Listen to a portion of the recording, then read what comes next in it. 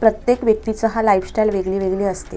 प्रत्येकाला कोण गरीब असतो, कोण श्रीमंत असतो, प्रत्येकाची लाईफस्टाईल ही वेगळीच असते। सकाळचं सगळं आवरून घेतलं होतं आणि रियांशा पण आवरून घेतलं। त्याच्यानंतर मग पटापट नाश्त्यासाठी शिरा बनवला होता आज, जो की आम्हालाही आवडेल आणि रियांशलाही खाता येईल म्हणून।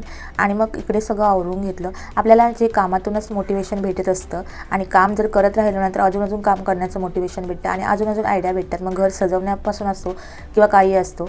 तसं आमचं घर तर खूप नवीन आहे, त्यामुळे घरात काही ऑर्गॅनिझम घेतले नाहीत अजून, त्यामुळे इकडे तिकडे असा पसारा असतो। कोलंबी बनणार होती, त्यासाठी इथे कोलंबी साफ करून घेतली होती आणि त्यासाठीच मसाला बनवत होती। इथे कांदा वगैरे सगळं खोबरं वगैरे भाजून घेतलं आणि मस्त असा मसाला बनवून घेतला आणि कोलंबीचा रस्सा बनवून घेतला। जेवण केलं आणि मग दळण साफ करून घेतलं, कारण बाहेर जायचं होतं। जाताना मग दळण पण घेऊन जाऊ।